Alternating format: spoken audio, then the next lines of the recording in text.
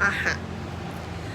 Bonjour, je suis Daniel Flores et je vais parler des femmes du XXIe siècle. Et pourquoi? Parce que je veux voir mon progrès en la langue. Nous avons deux questions à considérer. En quoi les femmes d'aujourd'hui sont-elles différentes de celles du passé? Quels sont les combats des femmes de nos jours?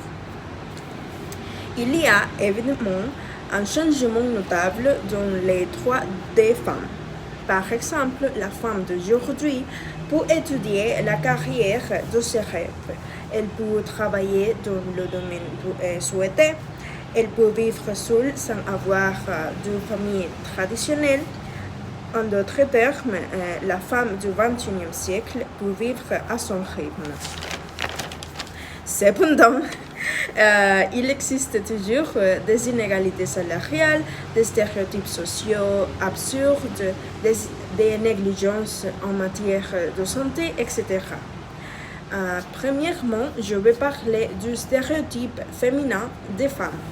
Nous savons que les femmes des siècles passés devaient avoir une certaine apparence pour remplir leur rôle. Cette idée n'a pas encore disparu aujourd'hui.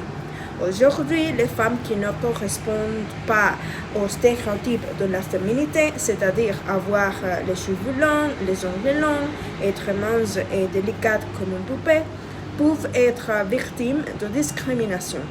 Cela se produit fréquemment dans des pays sous-développés comme le Venezuela. La santé des femmes avec la contraception.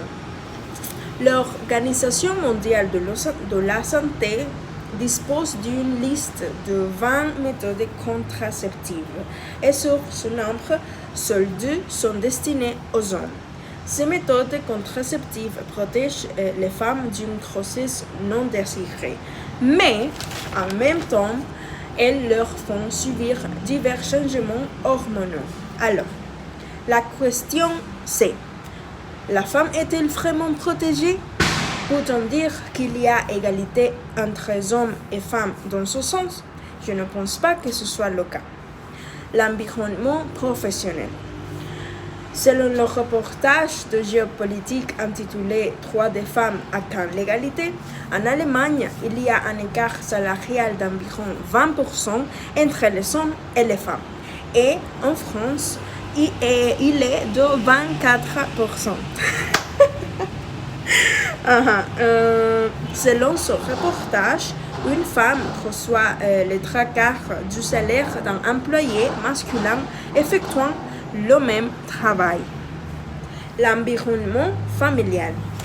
En matière de maternité, selon le reportage, aujourd'hui, le pourcentage de pays qui offrent 14 semaines ou plus de congé maternité est de 51%. Cela dit qu'environ 800 millions de femmes ne disposent toujours pas d'un congé maternité convenable et elles doivent travailler pendant leur grossesse. Et parmi les bonnes choses à dire, on peut souligner qu'aujourd'hui, ce sont des femmes qui possèdent et dirigent plus de 30% des entreprises. Pour finir, je vais donner notre opinion en utilisant le subjonctif. Il est nécessaire que l'histoire des femmes soit reconnue et évoquée pour générer des changements dans la société. Il est important que les femmes ne cessent pas de lutter pour leurs droits, car même si de bonnes choses ont été accomplies, elles peuvent à nouveau être soumises. Cependant, nous ne pensons pas que cela soit possible, car les femmes se sont révélées très fortes. C'est tout. Merci pour votre attention et pour votre temps. Au revoir.